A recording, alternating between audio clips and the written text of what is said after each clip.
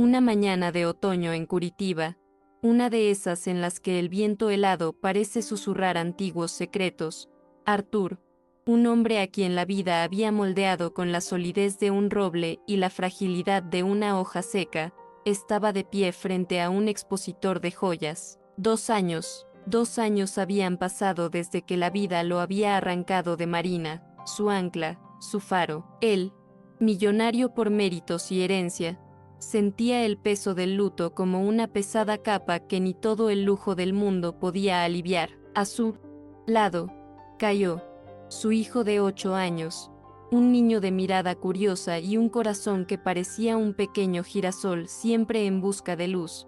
Jugaba distraídamente con un coche de juguete. La vida de Arthur era un tapiz de compromisos laborales, reuniones interminables y el constante intento de llenar el vacío dejado por la ausencia de Marina, un vacío que ni siquiera la alegría contagiosa de Cayo podía borrar por completo. Ese día, sin embargo, estaba destinado a ser diferente, a rasgar el velo de la normalidad con la fuerza de un huracán. Cuando Cayo se agachó para recoger el carrito que había rodado cerca de una farola, sus ojos infantiles se abrieron de par en par. «Papá, mira, es mamá», resonó la tenue voz del niño, llena de una inocencia que atravesó el pecho de Arthur. Siguió la mirada de su hijo y lo que vio lo golpeó como un rayo caído del cielo. Allí, sentada en la fría acera, acurrucada contra la pared de un viejo edificio, estaba una mujer. Su ropa, raída y sucia, apenas cubría su frágil cuerpo. Su cabello, despeinado y enredado, ocultaba parte de su rostro, pero lo que era visible, era un espejo de la mujer que había amado y perdido. El corazón de Arthur se aceleró, un trueno en su pecho, mientras la realidad parecía distorsionarse ante sus ojos. La imagen de ella, sentada allí, cabizbaja y con los hombros encorvados, era inquietante, pero no fue solo el parecido físico lo que lo dejó en shock. Cuando la mujer levantó la vista, sus ojos, aunque apagados por la dureza de la vida, eran los de Marina, y cuando tosió, un sonido ronco y prolongado, la voz que salió de sus labios, Arthur sintió un escalofrío recorrerle la espalda. Era su voz, o una versión fantasmal, desgastada por el tiempo y el dolor, pero innegablemente familiar. Todo su cuerpo reaccionó, una oleada de adrenalina recorriéndole las venas, mezclada con una desesperación confusa. Quiso correr, abrazar, preguntar, pero al mismo tiempo, algo lo paralizó. Fue como enfrentarse a un milagro imposible, una pesadilla hecha realidad allí mismo, en medio de la concurrida calle de Curitiba, bajo la mirada indiferente de la ciudad. Rápidamente se arrodilló junto a Cayo, abrazando a su hijo con fuerza. «No, hijo, no es mamá», dijo con la voz entrecortada, intentando convencer al niño, pero sin convencerse a sí mismo. Sin embargo, la duda ya estaba sembrada y comenzaba a germinar con una velocidad aterradora en su mente. Pasó el resto del día aturdido, con la imagen de aquella mujer grabada en la retina. No podía concentrarse en nada. Con cada sorbo de café, cada clic del ratón en su lujosa oficina, cada vez que sonaba el teléfono, la imagen de ella regresaba, obstinada, implacable. Por la noche, cuando por fin apoyaba la cabeza en la almohada, sabía que no podría dormir. Esa mujer, quienquiera que fuese, necesitaba ser investigada. Ese parecido no podía ser solo una cruel coincidencia del destino. Era demasiado para soportarlo. Al día siguiente, la decisión estaba tomada. Arthur sabía que necesitaba ayuda para desentrañar el misterio. No podía arriesgarse a un acercamiento directo, no con la frágil y aterrorizada figura que había visto. Necesitaba a alguien discreto, alguien con experiencia en indagar en las sombras de la ciudad. Así fue como apareció Walter, un detective privado que operaba desde una pequeña oficina en la parte trasera de una galería comercial del centro, un lugar que olía a café rancio y secretos ocultos. Walter no era el típico detective de película, con gabardina y sombrero. Era un hombre de mediana edad con un rostro que parecía haber visto demasiado,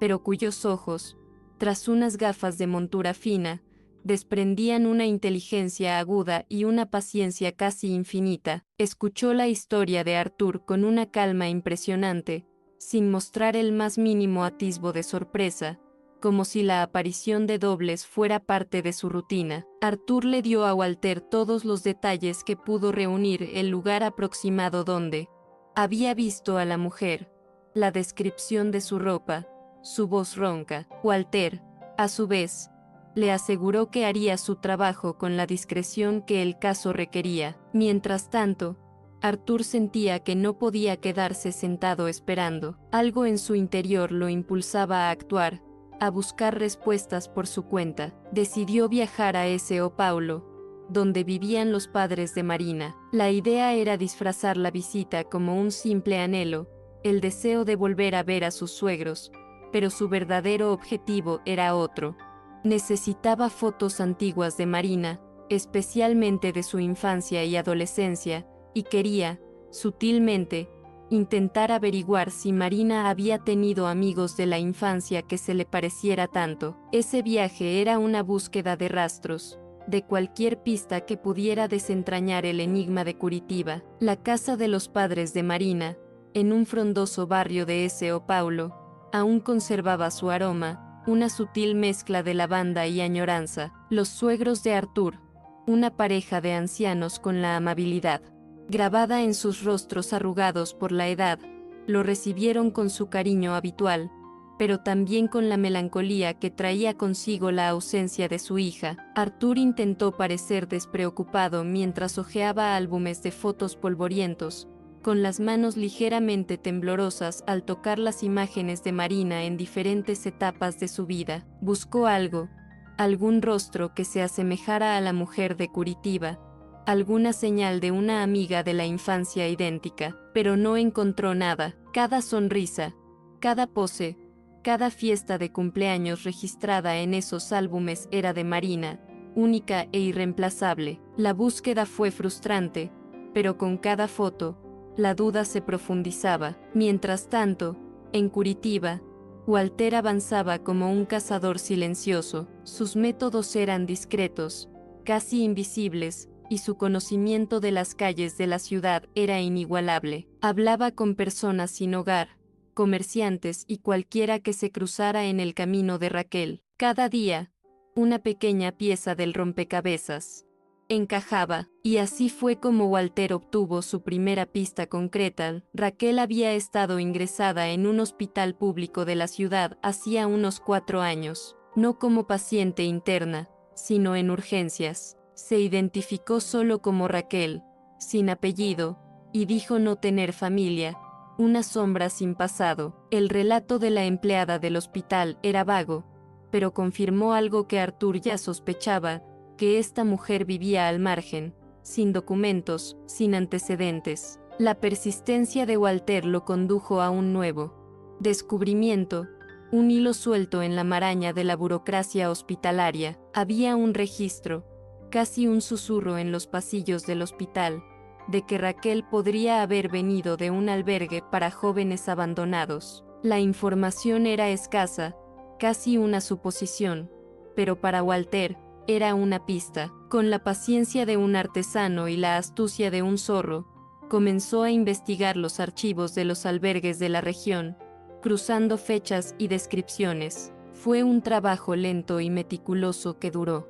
días. Con cada llamada, cada visita a los polvorientos archivos, la esperanza de Arthur se encendía y se apagaba como una vela en el viento. Pero Walter no se rendía. Finalmente, tras una búsqueda exhaustiva que lo llevó a un edificio antiguo y casi olvidado en el corazón de Curitiba, encontró el nombre que buscaba: Adriana López, ex trabajadora social de una institución que había cerrado hacía años. Adriana, una mujer de energía contagiosa y mirada dulce pero cansada, estaba jubilada y vivía en una modesta casita a las afueras de la ciudad. Walter la localizó y, con tacto y profesionalismo, le explicó el motivo de su visita. Conocer a Adriana sería la clave para desentrañar el misterio que atormentaba a Arthur, la pieza que faltaba en el rompecabezas de la identidad de Raquel. El olor a tierra mojada y hierba fresca llenaba el sencillo hogar de Adriana López. Con su cabello canoso recogido en un moño y las manos marcadas por el tiempo, le ofreció café caliente, como si Walter fuera un viejo amigo. Cuando el detective finalmente mencionó a Raquel, el rostro de Adriana se iluminó con una mezcla de melancolía y cariño. Recordó a una niña dulce y reservada, de ojos grandes y asustados, que había llegado al refugio en 1991. Raquel había sido abandonada allí de bebé, sin documentos, solo una nota tosca y arrugada. Esa nota, cuidadosamente guardada en uno de los muchos archivos de la institución, contenía información que pondría el mundo de Arthur patas arriba. Es la hermana de Marina Oliveira. Según la nota, sus padres afirmaban tener graves dificultades económicas para criarlos. Adriana continuó, su voz llena de una tristeza que parecía venir de muy lejos. Las dos, Raquel y Marina, eran hermanas gemelas. La revelación golpeó a Arthur como un rayo. Era una verdad tan increíble e improbable que por un momento se sintió mareado. Marina, su Marina, nunca había mencionado a una hermana, y mucho menos a una gemela. ¿Cómo era posible? ¿Cómo podía una parte tan fundamental de la vida de su esposa haber sido un secreto tan bien guardado? La imagen de Raquel, en la calle, se mezcló con el recuerdo de Marina, y el dolor del duelo se mezcló con una nueva y abrumadora ola de preguntas. Esa nota, ese pequeño trozo de papel, desenredó no solo el misterio de Raquel, sino que abrió un nuevo y profundo abismo de preguntas sobre la vida de la mujer que tanto había amado. A Arthur le daba vueltas la cabeza. La revelación de Adriana López, la ex trabajadora social, fue como un terremoto que sacudió todo lo que sabía sobre la vida de Marina. Gemelas. Marina tenía una hermana gemela abandonada. La noticia fue tan impactante que sintió que se le cortaba el aire en los pulmones. ¿Cómo pudo Marina nunca haber mencionado algo tan grave? ¿Cómo pudieron sus padres, sus suegros, guardar un secreto de tal magnitud? El dolor de perder a Marina se mezclaba ahora con una sensación de traición, de una historia incompleta. Necesitaba respuestas, y las necesitaba de los únicos que podían dárselas, los padres de Marina. El viaje de regreso a São Paulo estuvo lleno de un pesado silencio, con la mente de Arthur hirviendo con una mezcla de ira, tristeza y curiosidad desesperada. Al llegar de nuevo a casa de sus suegros, el ambiente era tenso, incluso antes de que Arthur dijera una palabra. Sus suegros, antes tan serenos, parecían agobiados por una visible culpa. Arthur no se anduvo con rodeos. Con voz firme, pero ahogada por la emoción, expuso sobre la mesa la historia de Raquel, la ex trabajadora social, la nota, la prueba irrefutable de la existencia de las gemelas. El silencio que siguió fue ensordecedor,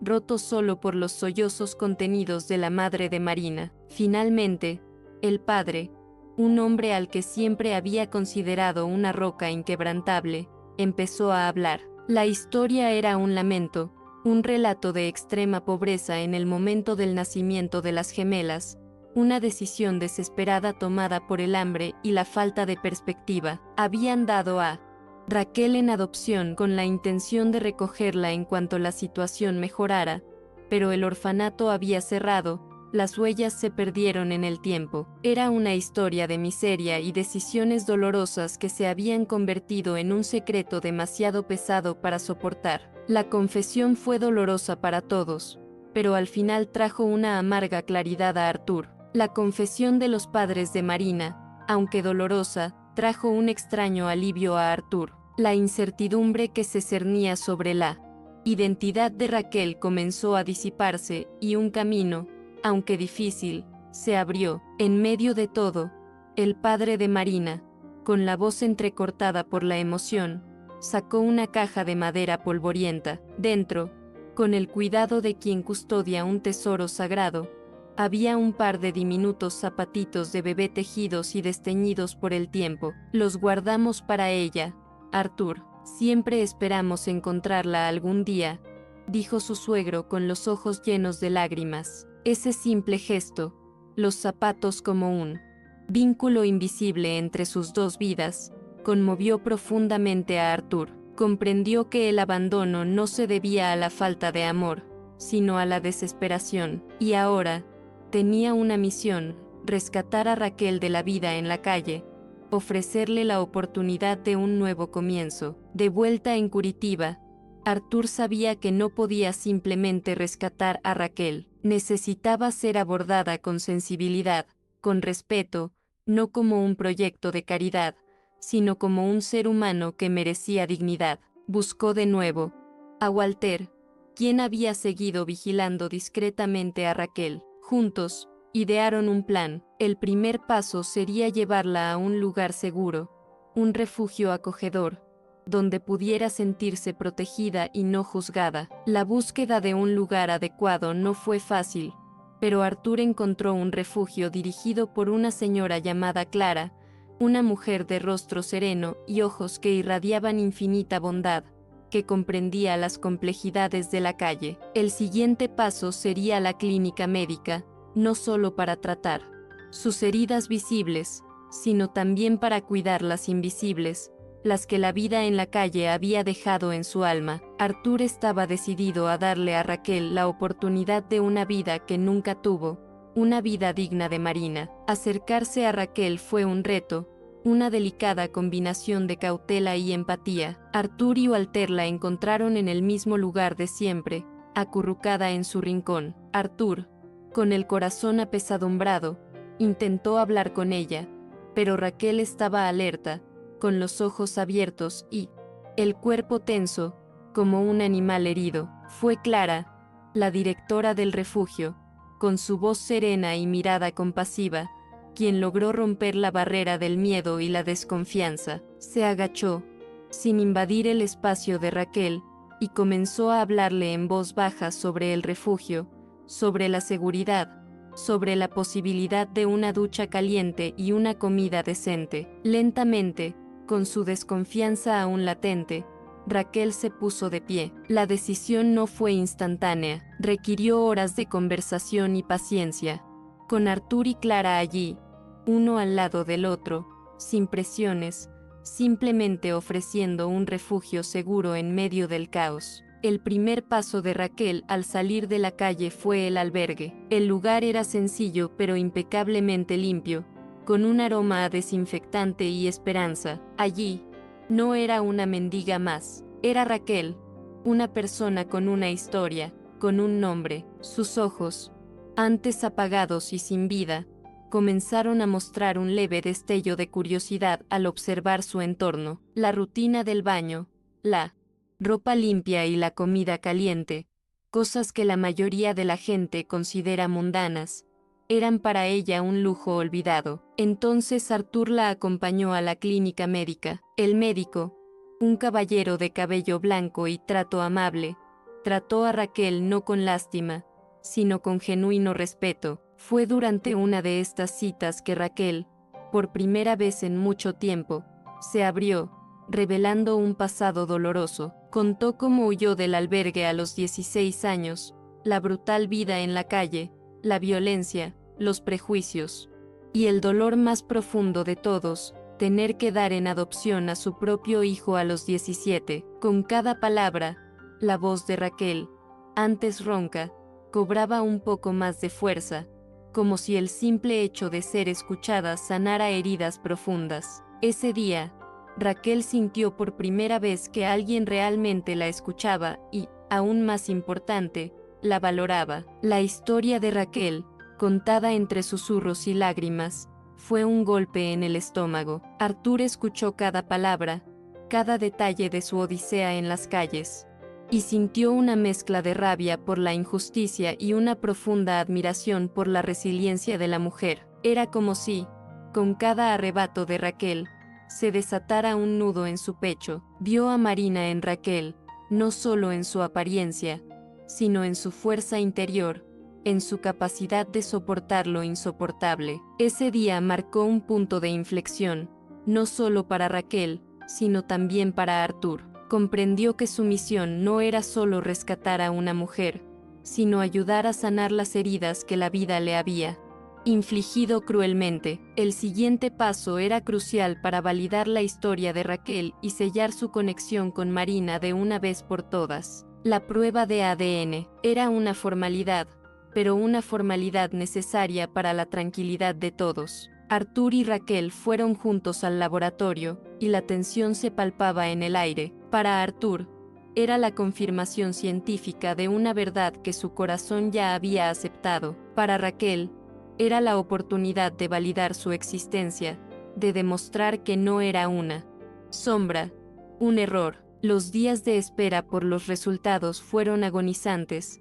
Cada hora parecía una eternidad. Cuando llegó la llamada, la noticia fue un alivio abrumador, una coincidencia genética del 999%. El resultado era irrefutable. Raquel era, de hecho, la hermana gemela de Marina. Al escuchar la confirmación, una lágrima rodó por el rostro de Raquel. No soy defectuosa, Arthur, solo me borraron, susurró, y en su tono había una liberación, la comprensión de que su existencia no era un error, sino una historia reescrita. A partir de ese momento, la vida de Raquel comenzó a reconstruirse de verdad. Con la confirmación del ADN, la transformación de Raquel comenzó a acelerarse, como una flor que florece tras una larga sequía. Arthur le alquiló un acogedor apartamento, un lugar con luz natural y vistas a una pequeña plaza, un espacio que podía llamar suyo, donde la seguridad y la privacidad eran un bálsamo para su alma herida. Ver a Raquel explorando cada rincón, con los ojos brillantes de curiosidad infantil, llenó el corazón de Arthur de una alegría que no había sentido en mucho tiempo. Lo primero que quiso hacer fue cortarse el pelo, esos mechones despeinados que la separaban del pasado. La peluquera, una artista con las tijeras, transformó los nudos y las puntas abiertas en un corte moderno y elegante que realzó los delicados rasgos de su rostro, revelando aún más su parecido con Marina. Comprar ropa nueva fue un espectáculo en sí mismo. Raquel, que solo había usado ropa usada, ahora podía elegir. No buscaba lujo, sino dignidad. Cada nueva prenda parecía un paso más allá, un abrazo de confianza en sí misma. Y su sonrisa, la sonrisa de Raquel, antes rara y forzada, ahora florecía con una facilidad contagiosa, iluminando la habitación. Pero quizás la conexión más hermosa que floreció fue con Cayo, el niño, que la había confundido con su madre. Ahora la llamaba tía, y con cada visita, los dos se acercaban más, creando un vínculo puro y genuino. Cayo le contaba sus aventuras en la escuela, le mostraba sus dibujos, y Raquel lo escuchaba con una atención que rara vez recibía. Era un vínculo que sanaba, que llenaba los vacíos en sus corazones, demostrando que la familia se hace de amor, no solo de sangre. La felicidad, sin embargo, suele ser objeto de envidia, y el ascenso de Raquel no pasó desapercibido. Elena, hermana de Marina y, hasta entonces, figura de poder en la compañía de Arthur, veía a Raquel no como una nueva incorporación a la familia, sino como una amenaza para el equilibrio financiero que ella cuidadosamente orquestaba, una amenaza para su propia posición de influencia. Elena era una mujer de garras afiladas, una sonrisa que podía congelar el aire y una mirada que calculaba cada movimiento. Operaba en la sombra, con la sutileza de una araña que teje su tela. Su plan era simple: desacreditar a Raquel, destruir su reputación y, así, distanciarla de Arthur y Cayo. Los ataques comenzaron de forma insidiosa.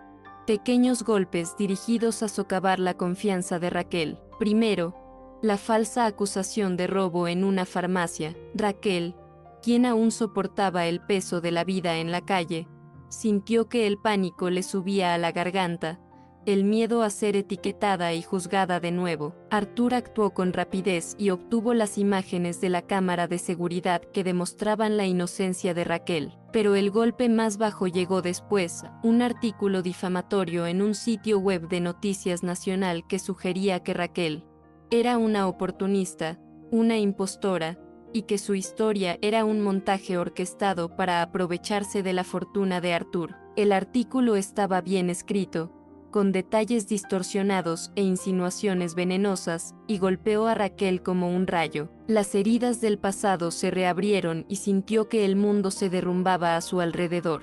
El artículo difamatorio fue un duro golpe, pero también un punto de inflexión para Arthur. Vio el dolor en los ojos de Raquel, su encogimiento, como si las palabras impresas tuvieran el poder de borrar su nueva existencia. La furia le hervía en el pecho. No era solo un ataque a Raquel, era un ataque a la verdad, un ataque a la memoria de Marina y, sobre todo, un ataque a la oportunidad de un nuevo comienzo que le había prometido a su nueva familia. Arthur actuó con la velocidad del rayo, no dudó.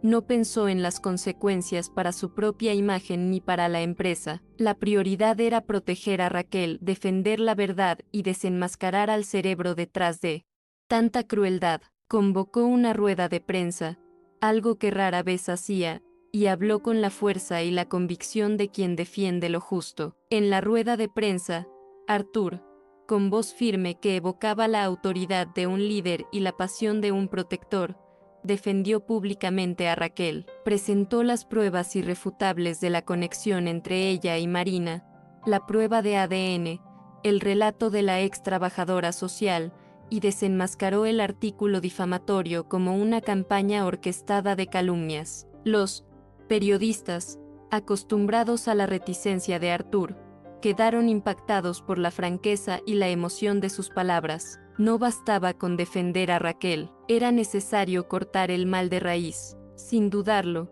Arthur destituyó a Elena del consejo de administración de la empresa, no solo por sus acciones contra Raquel, sino por toda una red de fraude y abuso de poder que salió a la luz durante la investigación. Al mismo tiempo, inició un proceso judicial contra Elena. El día de la audiencia fue tenso.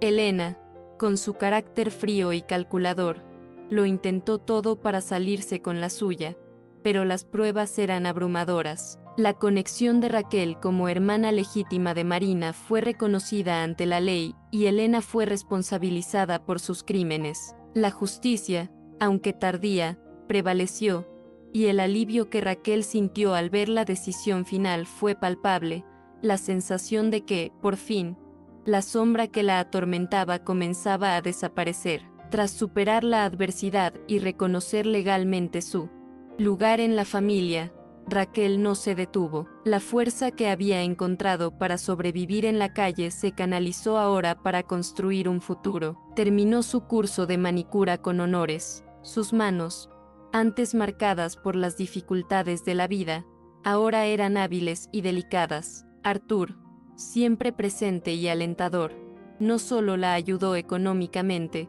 sino que también la guió en la práctica de emprender. Con la visión de quien construye imperios, la ayudó a identificar proveedores y a comprender los fundamentos de la gestión. Así, con un brillo en los ojos y una renovada confianza en sí misma, Raquel abrió su propio salón. El espacio era pequeño pero acogedor, y transmitía la energía de su renacimiento. Cada clienta que entraba era un recordatorio de cuánto había superado, y cada esmalte de color en los estantes representaba una nueva oportunidad, un nuevo color para su vida. Mientras Raquel prosperaba en su nueva aventura, Arthur también buscaba tiempo para sí mismo. Los últimos años habían sido una montaña rusa de emociones, y la intensidad de la búsqueda de Raquel y la lucha contra Elena le habían pasado factura. Se dio cuenta de que necesitaba reconectar con Cayo, con su propia vida, tan dedicada a la empresa y al duelo. Arthur se apartó temporalmente de la junta directiva, dejando las riendas a un equipo de confianza, y se dedicó a ser simplemente padre, a ser simplemente Arthur. Viajaron, visitaron parques, Pasaron horas hablando de las pequeñas cosas de la vida, las mismas pequeñas cosas que él había descuidado. Fue un momento de sanación para ambos, un momento para redefinir prioridades y fortalecer los lazos que los unían. El destino, caprichoso como siempre, tenía reservada una última pieza sorprendente para este rompecabezas de vidas entrelazadas. Mientras Raquel se dedicaba al salón y Arthur redescubría la paternidad, un joven becario empezaba a destacar en la empresa de Arthur. Era Matthews, un joven de inteligencia aguda, una dedicación notable y, curiosamente, unos ojos que a veces le hacían latir el corazón a Arthur, ojos que le recordaban a los de Raquel en sus momentos de serenidad. La conexión entre Arthur y Matthews fue instantánea, una afinidad que trascendía la relación profesional. En uno de estos encuentros distendidos, Matthews, con cierto nerviosismo en la voz, le confió su historia personal a Arturo. Había sido adoptado de bebé y, aunque amaba a sus padres adoptivos, sentía curiosidad por sus orígenes, por la madre biológica que, por razones que desconocía, tuvo que darlo en adopción a los 17 años. Las piezas se encajaron con una precisión escalofriante. Arthur sintió que el mundo se detenía. La edad, la historia de abandono, los ojos. No podía ser solo una casualidad. Con el corazón latiendo desbocado, Arthur le preguntó a Matthews sobre su fecha de nacimiento y los detalles de la adopción. Con cada respuesta, su certeza crecía. Le contó la historia a Raquel, y al escucharla, ella sintió una mezcla de esperanza y miedo. El dolor de tener que renunciar a su hijo, una carga que había llevado en silencio, se convirtió ahora en una posibilidad de reencuentro. La prueba de ADN, una vez más, confirmó sus vínculos, y el resultado fue la prueba definitiva. Matthews era el hijo biológico de Raquel. El reencuentro fue emotivo, una mezcla de lágrimas, abrazos y la certeza de que la vida, por tortuosa que sea, siempre encuentra un camino a la esperanza. La familia se expandió de una manera que nadie podría haber predicho. Raquel, Matthews, Cayo y Arthur, un cuarteto improbable, unidos por un hilo invisible de superación y amor, planearon un futuro juntos, un día a la vez, conscientes de que la vida es una maraña de sorpresas y que el amor verdadero, siempre encuentra espacio para vivir.